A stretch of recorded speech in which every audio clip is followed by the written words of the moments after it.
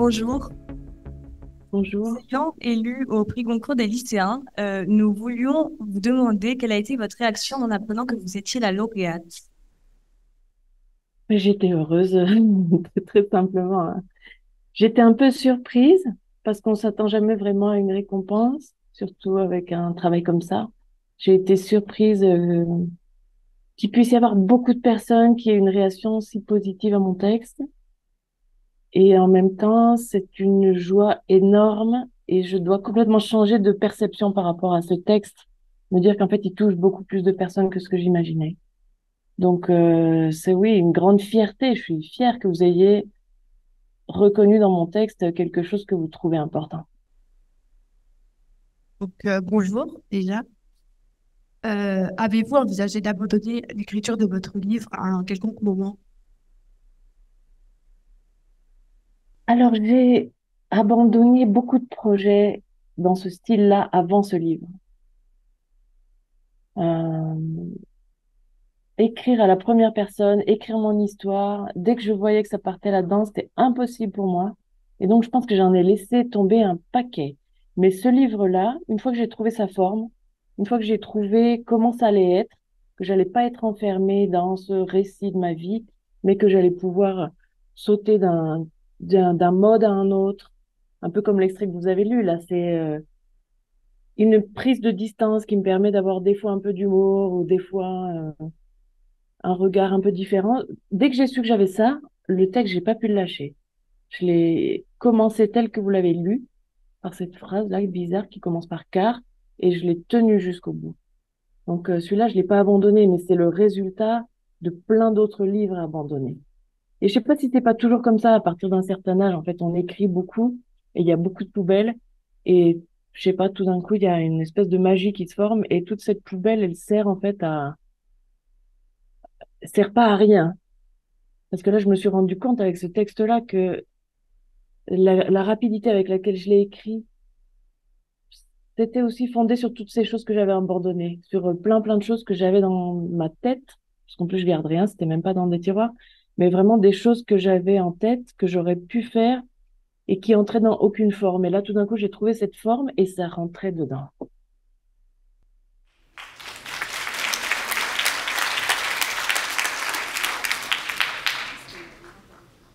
Bonjour.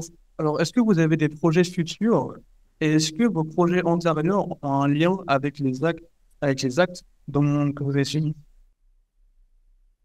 Alors, c'est assez curieux. C'est vrai que comme j'ai pas publié beaucoup de choses, personne sait exactement ce que j'ai fait avant. Mais maintenant que je regarde un peu a posteriori, ça fait une vingtaine d'années que j'écris des textes. Il y a une partie de mes textes qui sont pratiquement systématiquement sur des questions de violence, mais pas nécessairement des abus sexuels que j'ai subis dans mon enfance. Ça peut être, je sais pas, des questions de violence entre adultes ou des enfants qui subissent une maltraitance, mais différente, des enfants frappés, des enfants maltraités psychologiquement. Je sais pas, il y a cette permanence j'ai une obsession quand même pour la violence, mais pas seulement pour la violence infligée. J'ai quand même, ça revient beaucoup dans mon travail et dans mon envie d'écrire, d'essayer euh, de créer une voie possible pour les victimes. Ce qu'on voit au début du texte, là, la fascination pour la violence, la fascination pour l'agresseur, c'est qu'une partie de la question. Ce qui m'intéresse vraiment, c'est d'essayer de comprendre comment on se construit depuis une perspective de quelqu'un qui a été écrasé par quelqu'un d'autre. Donc, j'ai des trucs comme ça anciens et j'ai aussi des projets sur ce sujet-là, mais j'ai aussi d'autres projets qui n'ont rien à voir du tout. Je suis quelqu'un qui a toujours un foisonnement de projets, j'ai plein d'idées, souvent ça va pas jusqu'au bout. Un truc qui m'intéresse beaucoup, mais c'est assez logique aussi puisque ça arrive dans ma vie, c'est les questions d'exil, les questions de pourquoi est-ce qu'on se déplace, pourquoi est-ce qu'on change de lieu, la migration, les voyages, les émigrés, les migrants. Euh, Ça, c'est quelque chose qui me questionne beaucoup et sous plein de formes, sous des formes un peu prosaïques. Qu'est-ce qu'on fait exactement quand on voyage avec quelqu'un? Qu'est-ce qui se passe entre deux personnes quand ils font ce projet d'avoir une aventure ensemble? Ou qu'est-ce qui se passe dans une vie quand on quitte son pays? Enfin, toutes ces choses-là, elles sont très importantes dans mon travail. Et j'ai quand même l'impression que c'est ça que je vais faire là maintenant. J'ai l'impression que j'alterne entre deux mondes dans ma tête, deux grandes lignes. Une ligne qui est un peu une ligne qui va vers le passé, vers l'exploration de cette violence, vers comme faire une enquête. Aussi au niveau de la forme, c'est une enquête. Et les trucs d'aventure, de voyage, c'est plus quelque chose qui va vers l'avenir, c'est plus joyeux. Et ça a plus la forme, oui, de roman d'aventure, en fait, de quelque chose de plus imaginaire. Et là, j'ai l'impression que c'est ça que j'ai envie de faire là. Donc, merci pour cette question, parce que ça me projette un peu dans quelque chose que j'ai très envie de faire, pas passer à autre chose, mais me remettre dans une activité créatrice où je me sens vivre, en fait.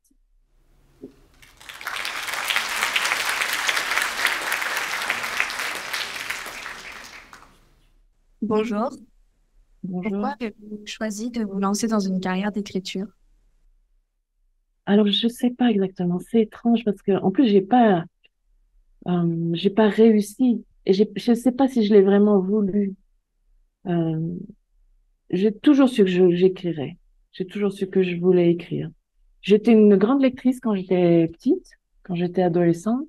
J'ai commencé à écrire, je pense, vers 17, 18 ans, sérieusement, à savoir que j'allais faire ça. Mais ben, comme vous, quoi, hein, j'étais au lycée, je suis allée voir une conseillère d'orientation, elle m'a dit, tu veux faire quoi? Je dis, je veux écrire. Elle m'a dit, ben oui, mais tu veux écrire quoi? Je dis, ben, je veux écrire des livres. Et elle m'a dit, mais c'est pas une profession, ça. Tu pourrais être prof, tu pourrais étudier la littérature et être prof, ou tu pourrais être journaliste, ça ressemble un peu. Et donc, j'ai fait des études au départ pour étudier la littérature et être journaliste. Puis je me suis orientée, petit à petit, ça m'a intéressée d'être à la fac. Et j'ai jamais cessé d'écrire de la fiction, mais je savais vraiment pas ce qu'il fallait que je fasse pour que ça existe.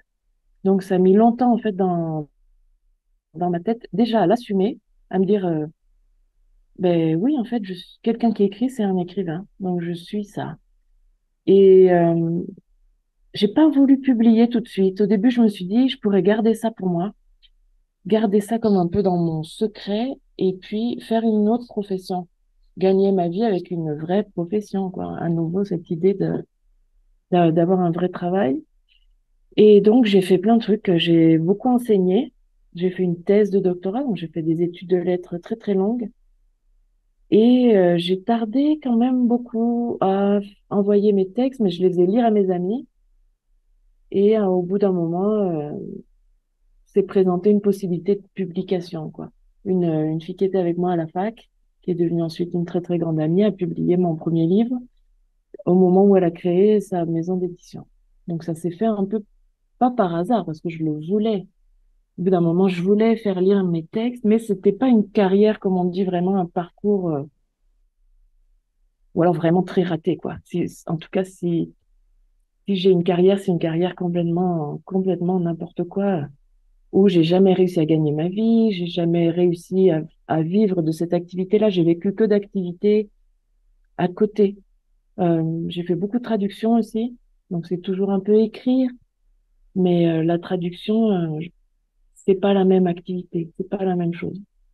Donc, pardon, je sais pas vraiment répondre parce que je veux pas vous dire n'importe quoi. En fait, j'ai pas fait un plan d'avenir en me disant je vais faire comme ça euh, pour construire mon avenir professionnel en tant qu'auteur. C'est des, C'était des questions pour moi très très ambiguës, très étranges.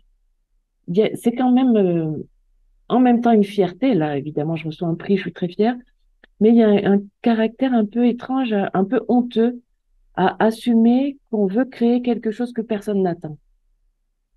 Et ça, j'ai mis de très nombreuses années à accepter que ça allait être comme ça pour moi, tant pis, personne n'attend mes trucs. Et construire mon estime de moi, ça a pris très très longtemps. Voilà.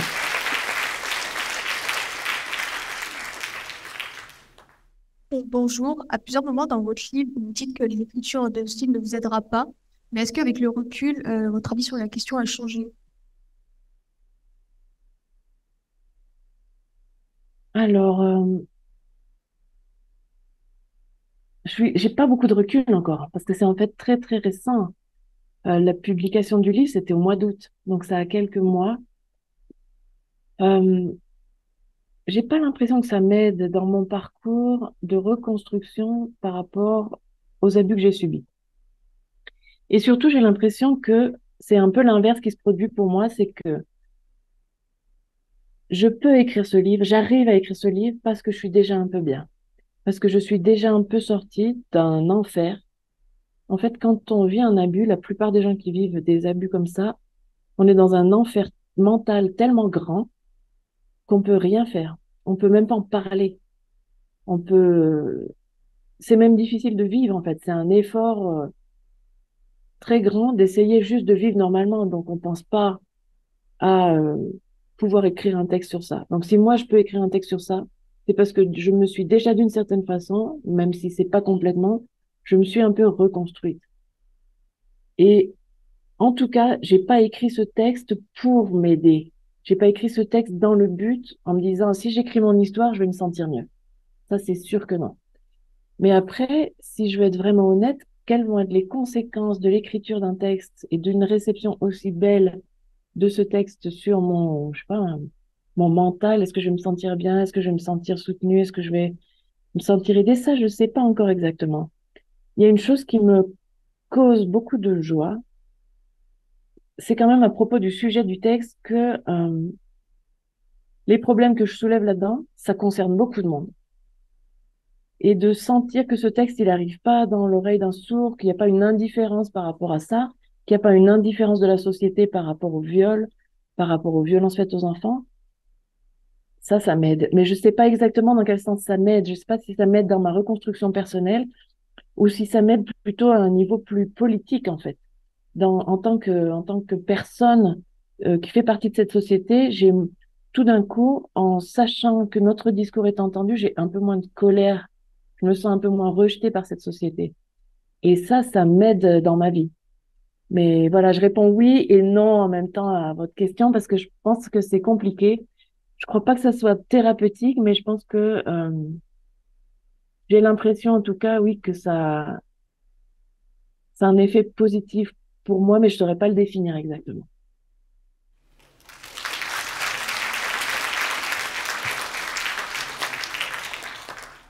Bonjour. Souvent, vous dites que la littérature ne vous a pas sauvé, mais que vous a-t-elle apporté? Ça m'a apporté tellement. Ça m'a apporté tout le reste, en fait. Parce que je pense que je peux pas être sauvée. C'est-à-dire, la littérature m'a pas sauvée, mais rien m'a sauvée. L'amour m'a pas sauvée. Et pourtant, j'ai eu des amours. L'amitié m'a pas sauvée. J'ai eu des amis incroyables. J'en ai toujours. Je pense que l'amitié, c'est ce qu'il y a de plus important dans ma vie. Et si quelque chose aurait pu me sauver, c'est ça. Et ça ne m'a pas sauvée. Donc, c'est pas pour minimiser le pouvoir de la littérature. La littérature, ça a été une ouverture fabuleuse dans ma vie, déjà quand j'étais enfant, de pouvoir me projeter dans des mondes où j'étais pas prisonnière, mais où tout d'un coup j'étais libre d'entrer là-dedans, d'éprouver des émotions que j'aurais jamais pu éprouver dans ma vie, de vivre. En fait, je me suis rendu compte assez jeune que, à travers les livres, je pouvais avoir d'autres vies. Pas vraiment, un peu une double vie, en fait. La vie qu'on a dans sa tête tout seul, dans son intériorité quand on lit, quand on écoute de la musique, moi, je l'ai découverte à travers les livres.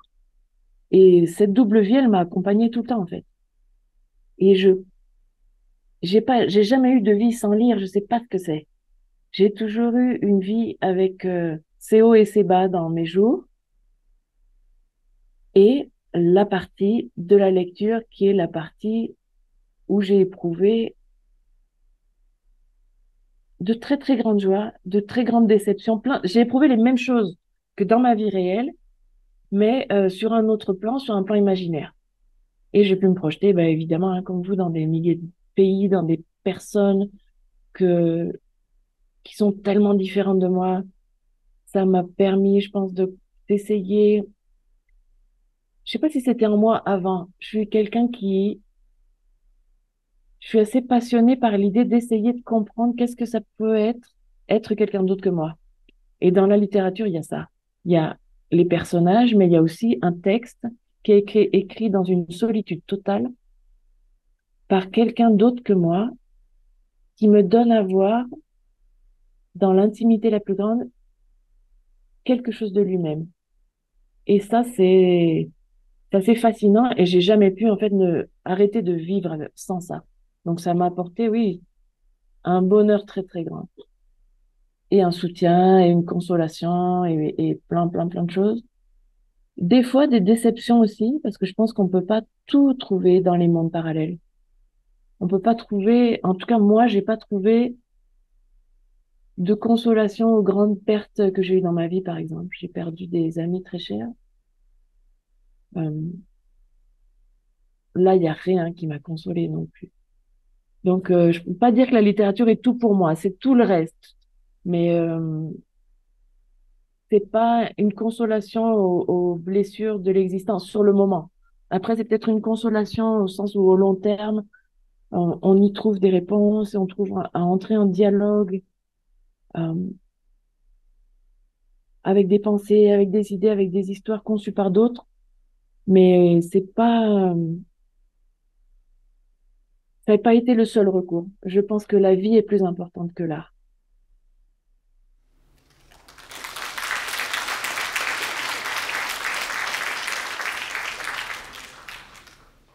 Bonjour, avez-vous comme projet de faire adapter votre livre au cinéma, en BD ou en roman graphique? Alors là, pas du tout. J'imagine absolument pas une possibilité visuelle de ça. Mais bon, moi, je suis pas très visuelle, mais j'aurais peur dans une adaptation avec des images, des acteurs, qu'on se concentre aussi que sur l'histoire. Et comme ce texte, c'est pas seulement l'histoire que j'ai vécue, c'est l'histoire que j'ai vécue vue à travers plein de prismes différents. Et je trouve ça marrant l'extrait que vous avez choisi tout à l'heure parce que c'est vraiment un des prismes possibles, un prisme mélodramatique, un angle mélodramatique, mais il y en a plein d'autres.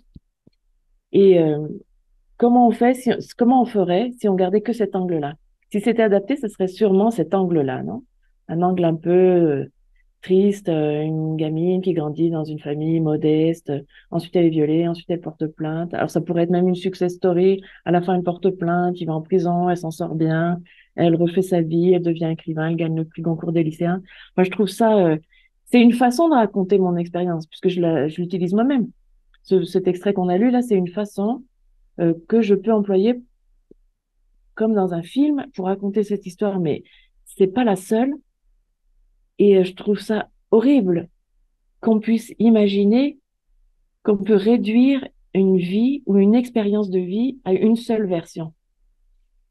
Et j'aurais peur, dans une adaptation, dans un film ou une BD ou un truc comme ça, une BD peut-être moins, parce qu'on peut jouer justement sur différents plans, mais je trouverais ça très risqué. Il faudrait vraiment que ça soit un projet hyper intelligent qui arrive à faire la même chose que j'ai souhaité faire dans mon livre, à casser cet enfermement dans l'histoire de la victime. J'ai pas envie, en tout cas moi dans mon livre, je voulais pas que le lecteur soit enfermé dans une histoire de victime. Je voulais qu'on soit dans un espèce de feu, qu'on soit dans une espèce de fête de l'intelligence et que cette intelligence s'applique à cette histoire qui est la mienne, j'en ai pas d'autre de toute façon, mais voilà, que ça soit pas un récit d'une chose horrible qui est arrivée. Et je vois pas trop, mais parce que je suis pas cinéaste, j'imagine qu'il existe des possibilités, mais je vois pas euh, comment c'est possible d'adapter ce texte et de lui rendre la force que j'ai voulu y mettre. En tout cas, ça serait un sacré défi si quelqu'un se lançait dans une adaptation, je pense.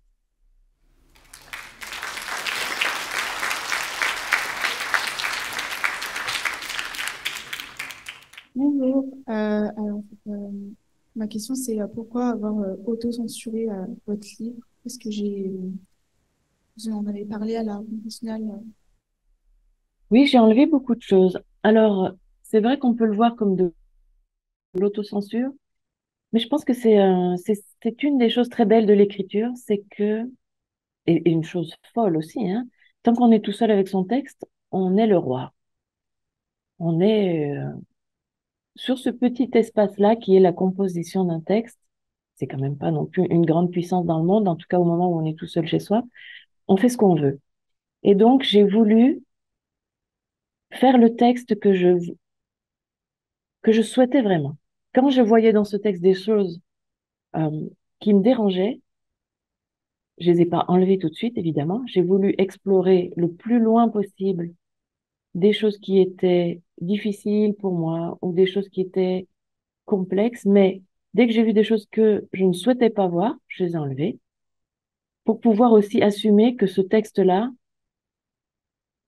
dans ses complexités, dans sa violence, les descriptions de scènes de viol, tout ça, je l'ai voulu. Tout ce qu'il y a dans ce texte, je l'assume et je l'ai voulu. Donc, je voulais pas mettre au monde, donner à la publication un texte qui puisse contenir des choses que je ne voulais pas voir. Et qu'est-ce que je veux pas voir? J'ai protégé ma famille. Je les ai exposés jusqu'à un certain point parce que je pouvais pas faire autrement, parce qu'il le fallait pour mon livre. Mais je les ai protégés sur plein d'aspects. Je me suis protégée moi-même. Il y a des choses dont j'ai pas voulu trop parler. Euh, c'est curieux, hein, parce qu'il y a des choses qui semblent violentes dans mon texte. Mais pour moi, ce qui est le plus difficile, je pense, c'est parler, par exemple, de qu'est-ce que c'est que d'avoir des pensées suicidaires. Qu'est-ce que c'est vraiment décrire la souffrance. Ça, c'est assez compliqué pour moi. Et je pense que le lecteur, la lectrice, il peut remplir ces espaces-là. Donc, je me suis mis en danger que là où je sentais que c'était possible pour moi de me mettre en danger. Merci à vous. Je suis tellement fière que vous ayez choisi mon texte. Et je suis vraiment désolée de tous ces problèmes techniques-là qui ont fait que c'était compliqué aujourd'hui. J'aurais tellement aimé être présente pour vous le dire en personne aussi, parce que c'est important aussi. Un livre, c'est quelque chose qui est écrit dans la solitude d'un être humain. C'est pas un truc abstrait et on l'est de plus en plus. C'était une évidence pour moi que c'est de la littérature, mais je pensais pas, j'étais pas sûre qu'il allait être reçu comme ça. Et je trouve ça fabuleux d'avoir cette réponse euh, aussi unanime et aussi enthousiaste de votre part à tous. Donc un grand, grand, grand merci. Merci d'avoir été patient avec mes problèmes d'ordinateur et tout ça. Et bon appétit à vous tous.